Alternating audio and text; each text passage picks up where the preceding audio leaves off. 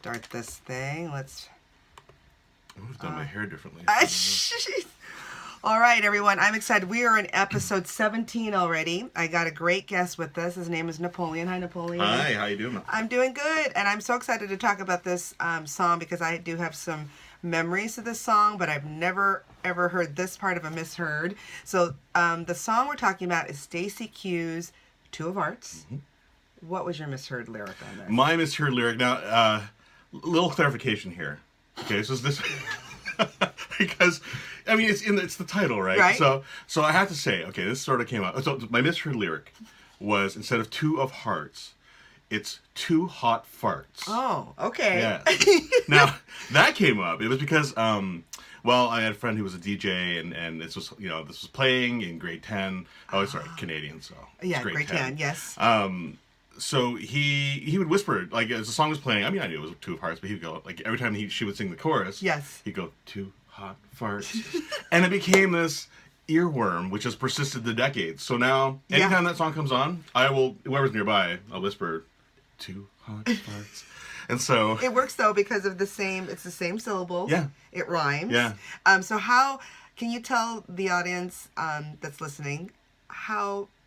I know of this, of you doing this in misheard, because a mutual friend of ours kind of ratted you out. Yes. Yes, I don't know which one of the two did, but I know they did. Because recently we were just listening to, it was an 80s dance, just dance music, and Stacey Q came on, and they were nearby, and they leaned over and whispered, two hot farts, and then, the smirk, and then it just kind of spread throughout the room. Oh my God, I love it. And that's how it all... So because I know that the actual line is, two of hearts, two hearts that beat as one. Yeah. Were you saying two hot farts, two farts that beat as one as well? Yeah. Oh, of course. So you have to substitute anything with heart became farts, so... Well, and being a young boy in Canada in the 10th grade, yeah. Yeah, I mean, that's... You're all about farts and boners, really. Boners, right? Right. Yeah. And we will be talking about, funny you say that, there's a song that'll be coming up in episodes down the road that people didn't realize was all about a boner. Oh, really? So we'll be talking about that. Oh.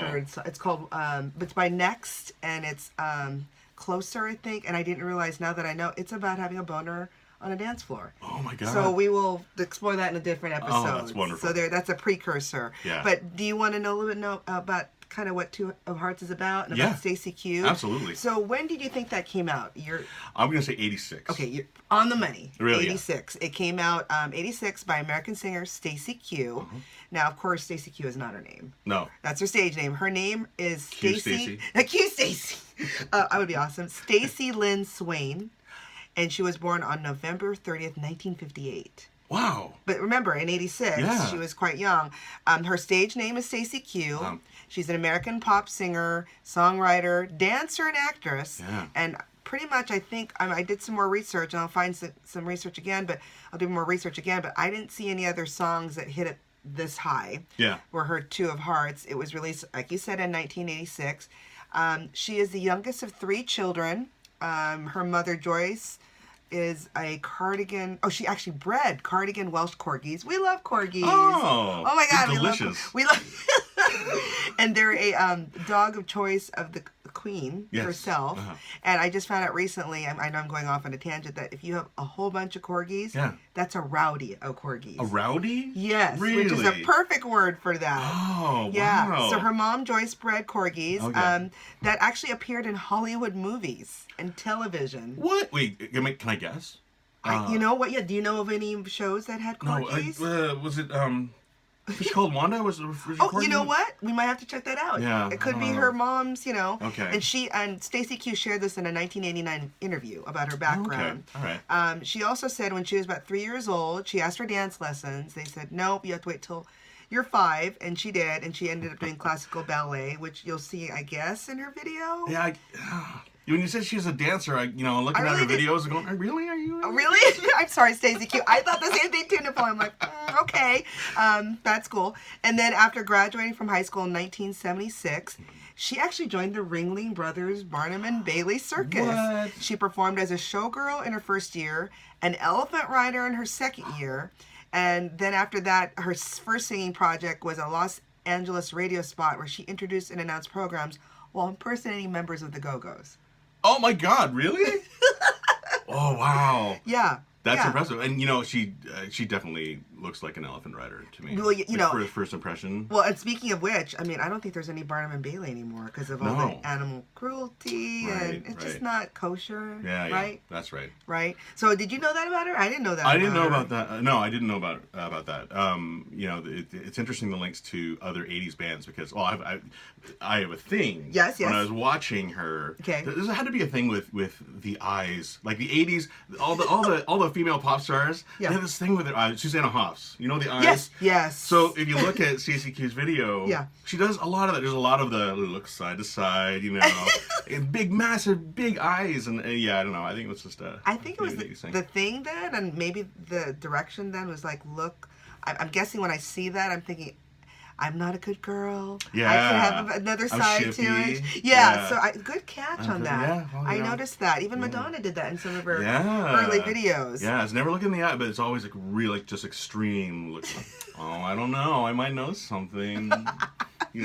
So before we get into who wrote the song with her and the Billboard charts, what was your kind of, you just kind of shared earlier that, you heard it in 10th grade, thought it was about farts. Yeah.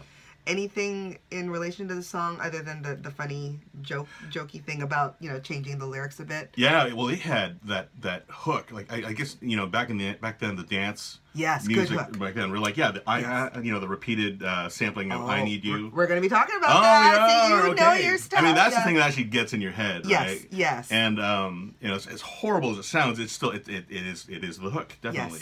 Yes. And but it was, it was popular, back then. It was all, I don't know, I was really into all the dancey stuff and everything the 80s put out. Actually, I was really into. Well, you look like you could be, I'm just going to assume, correct me if I'm wrong, were you a breakdancer back in the day? Yeah, yes, I was. Were you, honestly? Because you look like you could do some moves. I could do some moves. I do have cardboard. Wow. So I got to tell you a funny story. Okay, actually. please. So I was showing. I think it was my sister's birthday party, and she had all her friends there. So I'm the oldest of two, oldest of three. Right? Okay. So I was, I'm trying to impress these young girls, yes, right? Yeah. And so, and it was in the summertime, and I remember just basement, lay down the cardboard, and there were like one or two songs that I would break dance to. Herbie Hancock. Rockin', yes, come on. And what's the other one? Oh, the other one was it was Breakin'. Okay, from the Breakin' of course, soundtrack. of course. There's no stopping us. Yes, of course, yes. You bring me back. Yeah, no, hey, no, it was a good time to be alive. But so I remember it was the big finish was a big backspin I was gonna do. So I kicked extra hard to do this thing, and I clipped my nose with my knee, and I started bleeding, but I still kept with the spinning. So it was like it was like a blood sprinkler, right? Oh my God! I had this like really cool pattern. Like, that's my art. Where did you make the blood from my nose? Yeah. And I'm assuming the girls screamed or were freaking out. You know? No, they thought it was part of the show. They were into it. He's like, he does not stop. He is a true performer. He just keeps going. Like, is that supposed to happen? I guess. Yeah. I knew it. I'm glad I asked. Yeah, it's next level breakdancing. Yeah, like break nose dancing. And in school, and I'm assuming the same in Canada as here in the States, whenever we had a dance, junior high dance or whatever, and someone would start breakdancing, because people would just crowd around. And like, what's going on? And it's one guy. Yeah. Doing the worm or something. Right. Yeah. If you're lucky, it'd be two guys trying to up each other. Right? Yeah, even better. Or then there's that progressed, right? That became like not couples dancing. It was like kid and play. Yeah, kid and play with they kick the thing, Oh, well, I actually have one of my listeners here, Gigi, a good friend of ours. She's a teacher in Vegas, and she just posted on Facebook. It was so cute. She goes, "Look at this video of one of my grade school kids. Like, look, Miss Gigi," they call her, her first name. I made up this dance, and it was a kid and play dance. And she's like, I didn't have the heart to tell her that it's been done. But she goes, I'm going to bust out some other moves and pretend it's mine and see. I'm like, please put it on video. Nice. Because I remember being that age, like, I'd hear songs like, look, and my mom's like, that's a cover from the 70s or from the 50s. Yes. And now I am that person saying that because I'm that old. So. Yeah, well, yeah, no, exactly. So the Stacey Q thing for me, when I heard that you had thought of this, as a misheard, I'm like, oh my God, it brought me back in my grade. So you're grade 10. Yeah.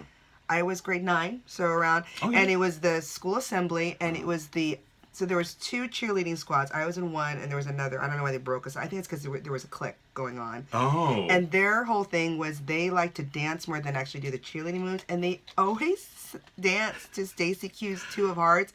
To the point where, like, this song again. Oh, God, why that song, though? I know, and I think it's because it's just easier to dance because they weren't that great. Sorry, whoever's listening that knows who I'm talking about. So when I think of that song, and I don't hear it often, it's like, oh, I remember that dance from 1986. Yeah. So let's talk about who wrote it and how it charted in the Billboard. So the pop singer Sue Gatlin, I don't know who that is, but Sue, you probably made some money off of this, because then you know and I know that when you write the song, that's where the money's at. That's where the money's at. I mean, that's where the money's at. Yeah. She co-wrote the tune along with a guy named John Mitchell, not the hair guy, I'm guessing. Because, oh my God, that would be awesome. That'd be awesome. He has, well-rounded. You know? Yeah. Actually, I wouldn't be surprised. He has a tequila company. Well, did you see Stacey Q's hair? It's all done up. I mean, there had to be a hair product specialist in there somewhere. So I'm not going to assume it's not him. Okay. Was there a Michael Crimper as well? Oh my God. And then Tim Green, but Green is spelled with an E. I just want to give everyone their due, you know. How else do you spell Green? Just with Green. Oh, with the E. Yeah, E at the end. Yeah. All right. Okay. And it says, although Gatlin, and this is all stuff I found on Wikipedia and the intranet, so I just want you guys to know I'm not making this up. So, although Sue Gatlin did record her own version, Stacey Q released her version first. Oh. And it would become the latter biggest hit. I don't think Sue Gatlin is sad about that because she still made money. Oh, right. Right? It doesn't matter. They said musically, 2 of Hearts, this is where you know your stuff, friend, is an high NRG song. It uses vocal sampling with the repetitive use of the I need you, and it's hooked. Yeah. And that's what keeps you like, because it's like, I need, right? Yeah. Okay, I need you. And it says the lyrics of the song revolve around love and romance. Unfortunately, not about farts. Yeah. And and then 2 of Hearts received positive reviews from music critics and was a commercial success. Much so that when it entered the U.S. Billboard 100 chart in mid-July of 1986, it broke into it, and I think the top of what it hit was 3rd. So number 3. Oh, okay. Yeah. Didn't hit number 1, but hey, you're in the top 10, you know? Yeah. And it was ranked number 27 in VH1's 100 Greatest One-Hit Wonders of the 1980s, which I would totally agree. Yeah. I mean, I would agree too. Right? A lot of those. But you know what? If I just want to make one song that makes a lot of money. Yeah. That's all I need. Yeah. I wish I would have made Mariah Carey's Christmas song. Oh my God, yeah. That is still being downloaded till this day. Yeah. Oh gosh. And then it says the accompanying music video was directed by Peter Lipman. It depicts Stacey Q dancing in front of a white background in various outfits and performing at a nightclub. Yeah. The thing that I really, so the video, going to that video. Yes, let's the talk nightclub about scenes. I don't know how, like, they didn't sync it, right? So, like, I mean, they mixed it all up, and then during the nightclub scene when she's singing, she's saying other things, and it kind of tracks with what's being, with the words, and then it kind of goes off track again, and I'm going, that just seems sloppy. You know, and back then, 86, that was probably the infancy of a lot of stuff on, because when MTV came out in 82, right? Okay, it opened its doors, essentially. Canada, we had Much Music. Okay, tell me about that, because we don't know about that here. Much Music, yeah. Okay, Much Music, okay. Yeah, so, I mean, I don't know much about MTV, but it was Canada's, music, place for videos and whatnot. And it's MUCH music? Is that what you're talking about? Much Music? Much Music, yeah. Okay. Yeah. And so, it was, I guess it was one of the primary channels to get video content back then. Okay. But of course, Canada, they had I think they still have regulations around Canadian content. There has to be a certain percentage. So even though there was there's a huge not explosion, but a lot of the music in the U.S., of course, we got, but it was also, they had to sprinkle in some Canadian pop as well, which wasn't bad because, it was like really, really, it helped, I think it helped.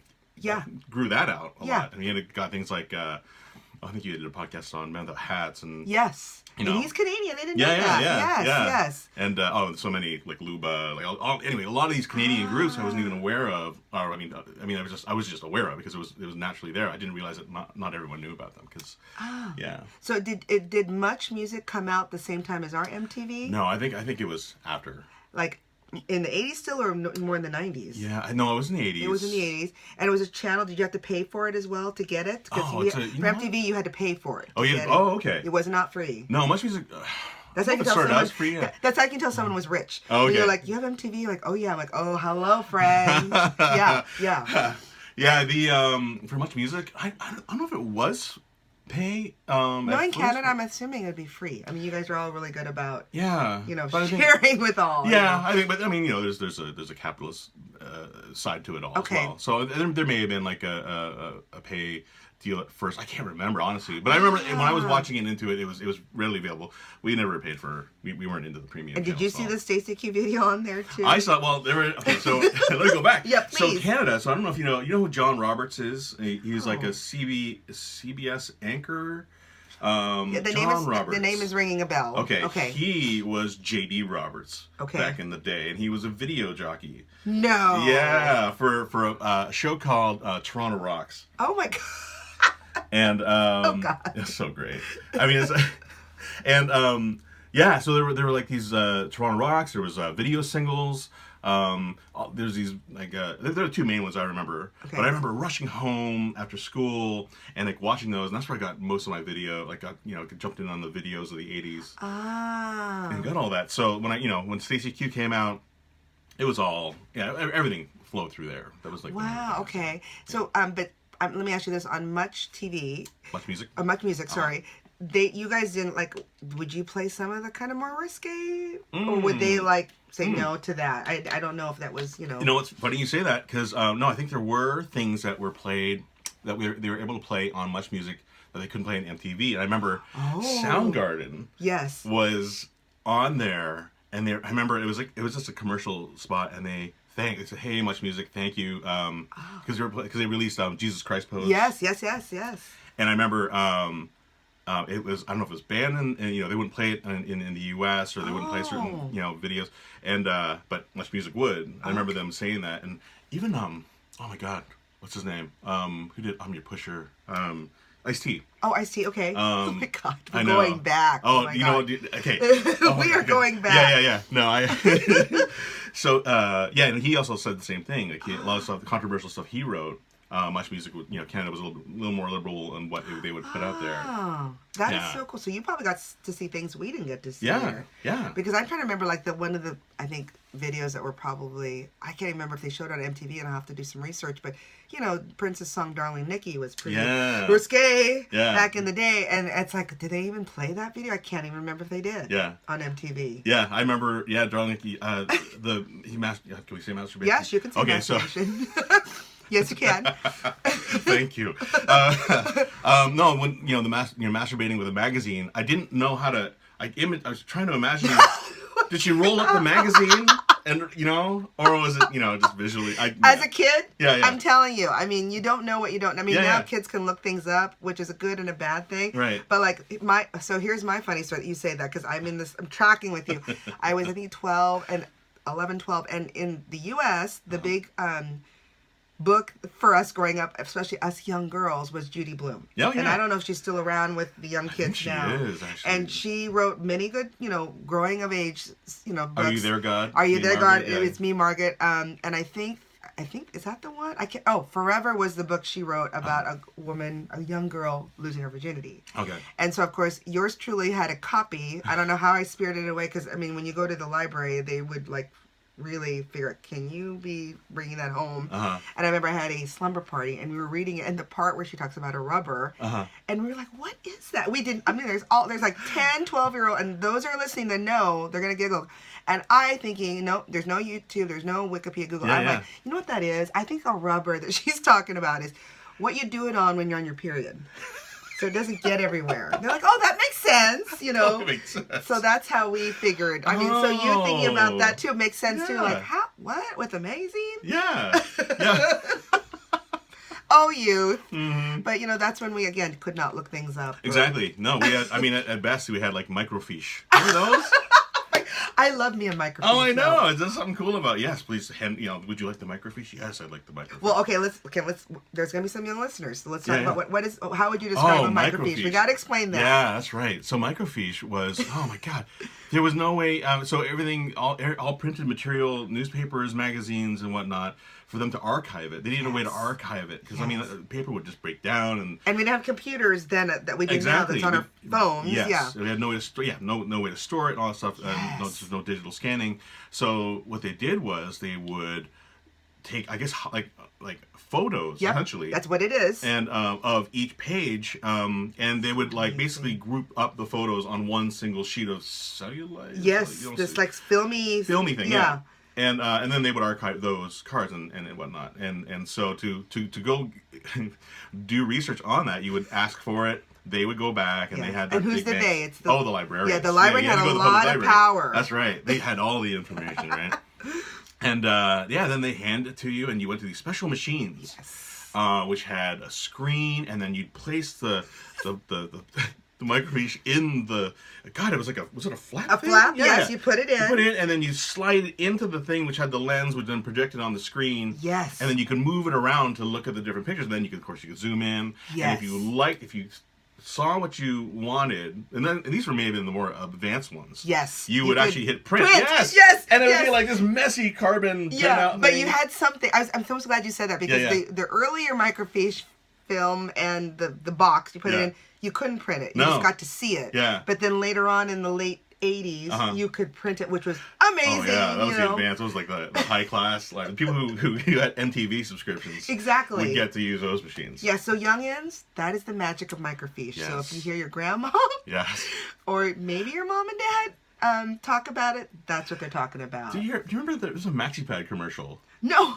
It was like, were they talking about microfiche? Well, they did. They used it because they referenced it because it was back in the 80s. Yeah. And it was like the whole what do you call it? It was like Cold War spy era type thing. Oh. And this woman was running away and people are chasing her and they finally catch her and they're like, "Give me the microfiche." It's in my tampon. And she handed it over and it was just like it was a little square thing. Oh. And she handed it over and then they let her go. Oh my God, we gotta find this ad. I know. And then I think this is the way it went. Anyway, but it was just like, the microfiche was her miniature MaxiPad. MaxiPad. Yeah. Oh my God. And she foiled them by giving them. Because it looked like. Exactly. It looked like a microfiche because it was so small. It was the whole thing, right? Oh. It's so compact. We're going to look at YouTube to find that because if you remember, that means you've seen it and it happened. And there's some ad exactly like, oh my God, we got to talk about the microfiche. What's a small, and it's so at that time, just electronically just amazing what the microfiche was. Yeah. Let's add it with our. Yeah. No, it's fantastic, right? Yeah, so you would go and use it. I mean, like I said, I think some libraries still have it, unless they've changed it all to computer now. I imagine there's a movement to put everything digital. Oh wow! But I mean, where are they going to put all that stuff, right? I mean, it's got to go. Yeah, I don't know. Well, they would do all the existing microfiche. Well, if you haven't, gone to a library recently, but if you do go, just ask if there's a microfiche because it's just interesting. And like you said, it's whoever designed it. I know we're going off a total tangent. Yeah, sorry. It's all right, but whoever designed it is a genius because back then, you're right, paper disintegrates, and there's was the only way to keep some kind of knowledge or some kind of something of it. Yeah, right. Oh my God. Yeah, that's crazy. So another part of this that I didn't realize is when it was being recorded, I guess because Stacey Q had known that someone else had written it. It was actually a song written for someone else. Yeah. She first did not want to do this song. Oh. And lucky for all of us, she did. Yes. Because again, it's one of her only top, one well-known songs. But that was a tidbit I didn't as well know. So I mean, thanks to Stacey Q, it brought some good memories and some cringeworthy memories. Yeah. And then I wonder what she's doing now. I don't know. I don't know. Because 1957, or 58 she was born. So she's what, 60? Oh my God, yeah. 61? Well, math. Oh my God. 61. How old am I? I don't know how old I am. Yeah. So that's no, maybe more. No. She's 20. No, 61. We're so bad with that. She's 13 years older than me. She's older. Right. She's older for sure. Yeah. Add 13 to that. Yeah. Yeah. Right? 13 years. Yeah. Yeah. She's 61. Okay. Oh my God, Stacey wow. Q. Well, we're thinking of you, Stacey Q. Did you know that she was? In your research, did you find out the whole tie the family to Facts of Life? No. Oh come my on, god! Come on. And God! I thought for sure this was no, going to come up. no, I didn't find that one. Okay, well, in Facts of Life, I remember. So I loved Facts of Life. In fact, I want to go back to Different Strokes. Okay, let's all talk about. First of all, Yes. I love Facts of Life. Yes. And Facts of Life for You Youngins was also in the 80s with all these young gals that were in a rich boarding school with uniforms, and they had to learn to, work with each other and get to all different walks of life. That's why it's called the Facts of Life. Yeah, Facts of Life. Yes, yes. And as that show, it kind of progressed. It went from very much like Different Strokes, and it got a little bit more whimsical when it got into the 90s. And they opened up a store together. Oh, that's right. Oh, what was the name of the store? It's at Peekskill. It was in Peekskill. Yes. And guess who was their person? Oh, no, that's why I'm going. So, okay. Yeah, so so they had a young guy there to help them out. Yes. And it was a young George Clooney. Yes, it was. Kind of a dorky. Yeah, well, he had the mullet and everything. Yeah. It was still handsome. Yeah, so handsome. And then, not like a heartthrob. No, not yet. Not yet. Yeah. Not yet, but he was definitely, and even Mackenzie Aston was another young kid who joined as well, right? Yes. And that's right. So I got into it because my sisters were very much into Mackenzie Aston. Oh, right? they like Mackenzie. And they liked both Aston. So Sean Aston, and they're both sons of John Aston and Patty Duke Aston. That's right. That's right. And then my sisters were big fans of the Goonies. Oh my God, we're just gonna let's so Sean Aston, the Mackenzie Aston, and then all the Tiger Beat magazines. Oh my God, Tiger Beat. I know. But going back. So yeah, George Clooney was in it in the later years of The Facts of Life. Yes, he was their handyman. Yes, and he was also like George. Schneider, wasn't he? Schneider. Yeah, like Schneider from One Day at a Time. One Day at a Time. Like oh my God, my sister's gonna kill me. I can't remember the name of the store. I thought it was like it was in the Peekskills. Yeah, it was like Well, yeah, I got it. Oh, it's killing me. Yeah, but with Mrs. Garrett. Yeah, Mrs. Garrett. Yeah, no. Mrs. Garrett was out by then. This was Cloris Leachman. Oh my God. Okay, yes, that's right. Because that's right. Yeah. Yeah, and then okay. So sorry, going back. So in one of the later episodes, they were bringing in. I can't remember why, but they're setting up an event, and then and for whatever reason, there was this well-known singer named Cinnamon. And I don't know if they did the show at the store, but of course it was at the store. But Cinnamon was Stacey Q. And did she sing this? She performed Two Hearts. And this apparently was the last episode that George Clooney did because he decided to his farewell apparently was he wanted to be a roadie for Cinnamon. No. Yeah. Okay, that's how they had him. That's how they go off. Yeah. No, okay. I can't remember the episode. I actually have because I remember looking it up because I remember Stacey Q was in a sitcom and I can't remember which one. Oh my God, you have a good memory. I remember seeing that episode, but I didn't even put two because when I looked around on Wikipedia, they mentioned that this song was like on Monster. I mean, like different movies, Little Nicky, but it did not mention anything about her appearing. Yeah. So that's what they're missing in there. Yeah. Oh my God. Oh gosh. So that was pretty rad, and I didn't realize that was how George left the series. So that's pretty cool. Yeah, and the funny thing about George Clooney is, like I said, for you young listeners that know him the way you do today, with being the A-list star hunk. I guess he and his wife Amal now are expecting another set of twins. I don't know. Another set of twins? I think they already have a set of twins, but I saw it on the magazine. Anyway, he was, you're kind of a goofy kind of guy. I think he kind of liked Joe at that time. Oh, yeah. Did he? Or, yeah, he liked Joe. I mean, everyone liked Joe. The tomboyish Joe that... also, I'm going to go on another tangent. She was dating in real life during that time, who I loved, Michael J. Fox from Family Ties. Yeah, and they did a movie, made-for-TV movie. Right? Camp. Camp, yeah. Yes, that's right. Oh, yes. And I really wish they would marry, and they never did. Oh, I know. He ended up marrying Ellen, his girlfriend from Family Ties. Right. Yes. And Monica. Yes. Courtney Cox was on there. Played his girlfriend after Ellen left him. Right. Because that was the famous song that, What would you do? That where Ellen left him, right? That's right. So I'm going back, and I remember thinking, oh no, and then he ends up going with Courtney Cox, who, again, here's another weird tidbit. She was discovered if you see the Bruce Springsteen Oh, video, yeah. he pulls a young girl out to dance with him. That is Courtney Cox. Courtney Cox, that's yeah. right. That's oh right. my God. Yeah. Oh, see, Stacey Q, you brought a bevy of. Oh, I know. Seriously. You know, and I'm telling you, youngins, I know I feel like I'm in this. 30 years flies by. Yeah. I mean, that's 33 years ago that crazy. this came out, and I feels like you just talking to you, Napoleon. I feel like it was just yesterday. Oh, yay. And you have young kids, and do you tell them like time flies and just to enjoy life? I mean, what do you tell them? Because as you know, as an adult now and a parent, I mean, it's so fast. It is, and it's crazy because of the ages they are now. I mean, I have vivid memories. You know, when what they're going through right now. Yeah. And, oh my God, like everything from like, gosh, my daughter's 10 now. Oh my God. And that was the first time. Fifth grade. Fifth grade, grade 5. Yeah, grade 5.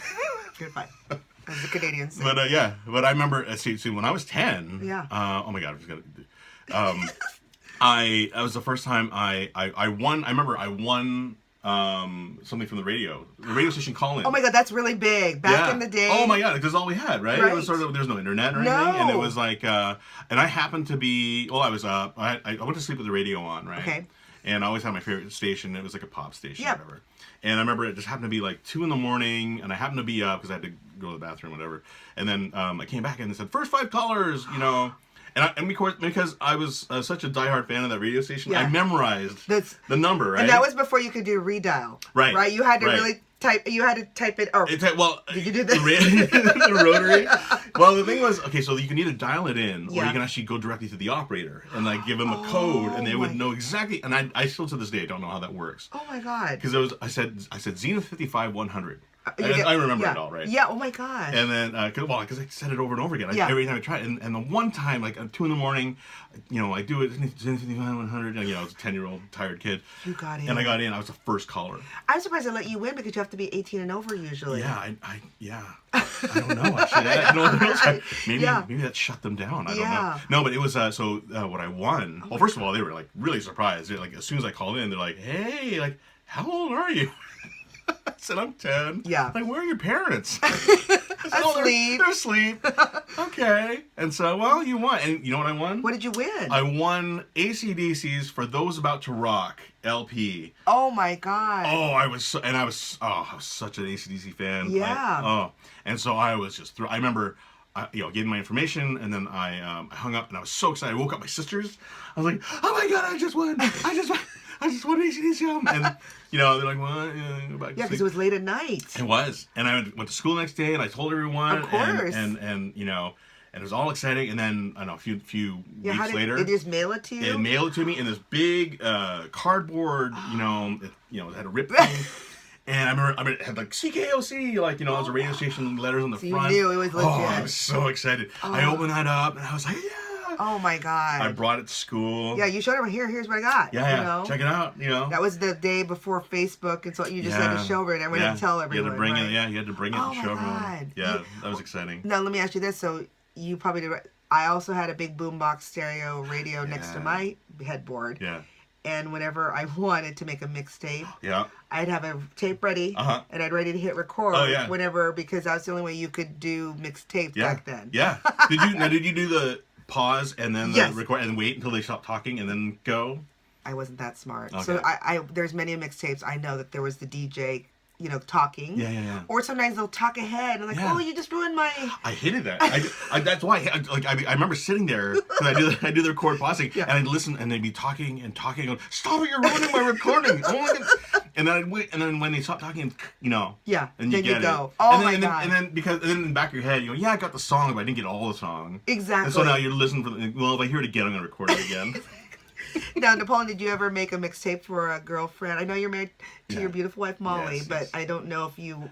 I made her a mixtape. What? A mixed CD. Okay, yeah. But going back to tapes, yes, I mean, that back in the day, in the 80s, 90s, more in the 80s, but if you really like someone, you're pouring your soul with that mixtape, because then you also have to look at the content of what was put in that. You're like, let's look at this bevy of songs. What does this mean? You know, there's always a theme or something. No, did you also do the you call someone and then the hello and then you don't say anything and then you play?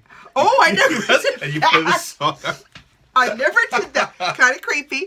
No, It is. I It's a always little creepy. so this was also back in the time where we didn't have star 69 or you could call someone and they wouldn't know it was you. Right. And so many times I would call my crushes with my girlfriends around me. Yeah. And then like, hello, and then or just hang up because they couldn't know it was you. But no. So how did that work?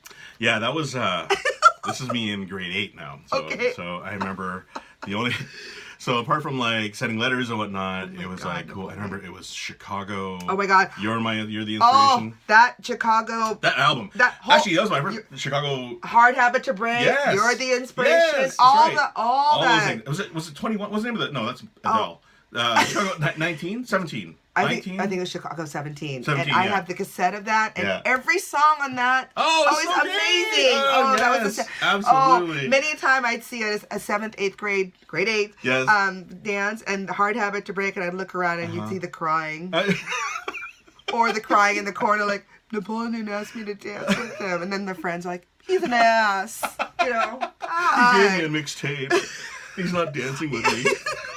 But that's when I'm assuming you tell your youngins. Yeah. You know, it's like, I know it feels like it's your world right now, but it really isn't. Yeah. Trust me, there's more. I know, but at that time, It's you crazy, feel like right? that is your universe. Yeah, no, absolutely. No, it's all about that. And I mean, you're going through so many things.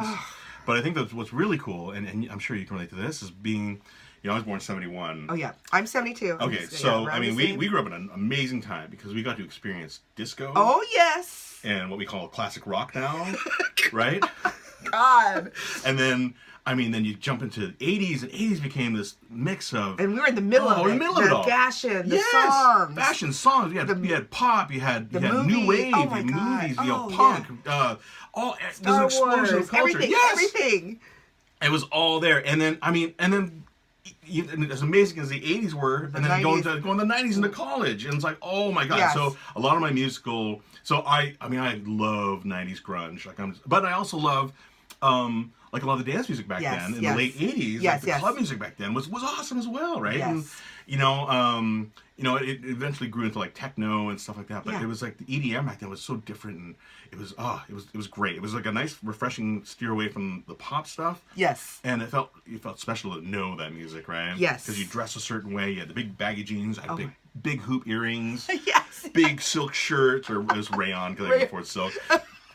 But it was like, I mean, it was just an amazing time. And I mean, the 90s and then moving to the 2000s, it's just, I don't know, I feel really lucky to have experienced all those decades. I agree. I think, and when I meet young people now, they're like, you grew up in these, I'm like, actually, it really was cool. Yeah. With like all the John Hughes movies. Yeah, oh my God, yes. And even, the cars, not so great. Because I'm a car person. I thought you meant the band. No. I do like the band cars, but I'm like the automobiles at the time. Yeah, the Fiero? Even that? That was like the poor man's Ferrari. That one, but even like everything kind of, but... Yeah, you're right. But other than that, the music, the movies especially, I don't know if you saw just recently, they just showed, there's some kind of mini movie about E.T., with the young kid from E.T. And it was on a Comcast or a Verizon commercial where he's like, you're back, and it's with his family. So I don't know what's going on with that, but didn't he get arrested recently? Yes, okay, he did get arrested. He does live here in Tualatin, Wilsonville. Yeah. A DUI. Yeah. I did have some friends say, well, we do make mistakes. We do, but come on, you have a lot of money. You can take a Lyft or Uber. Come on. I know. Come on, but you're right. That commercial they did where they brought it back and all yes. That was a scene in E.T. which actually freaked me out as a kid. Remember when they first see him and shine the light and he's like, whoa, and as heartwarming a movie as that is, that was the one scene where I was just like, oh my God, what the hell's that? Well, and we have a friend that does not like that movie because E.T. looks like some kind of ham to her. He does look delicious. He literally saute. I don't know if you. But he's not as cute as Baby Yoda. My God! God! I want a Baby Yoda so bad. Well, I'm throwing it out there right now, listeners. I am at this moment trying to figure out with my husband Fubar how to make the Baby Yoda costume. I think I can do it because number one, I'm a Filipina, and as most Filipinos have, you and I have the little nose, flat little nose. Because I looked at the picture of Baby Yoda, I'm like, I already have the nose. I just have to do the ear and the green, and then get the coat with the big mug, I'm Baby Yoda. Yeah. Oh, that's perfect. That'd be so great. Yeah, that has to happen. You'll make it happen. I'll make it happen. Yeah. Yeah. Yeah. But I'm sorry. Anyway, we were talking about Stacey Q. Two Hot Farts. Yeah, Two Hot Farts. Thank you again for coming, Napoleon. Look how fast the time has flown. I know. How much time? Oh, jeez. I mean, we're oh, my hit. goodness. It's funny when Napoleon came, he's like, I don't know what we're going to talk about. I said, trust me, it's one song, but we'll just go on many tangents, and it'll bring out so many things that you didn't even think you were going to be. I mean, I didn't even know about the whole Facts of Life connection with Stacey Q. So I'm gonna have to put that in the episode as well. But if you have any great examples like Two Hot Farts, please send us an email at missheardsongs at at gmail.com, and that's MISSHEARD, and we love to have you here like our friend Napoleon. You never know, he might be back. And we love our guests, and thanks again for listening and singing the songs wrong. Yeah. Thank you. Yeah, thank you. Bye. That was great.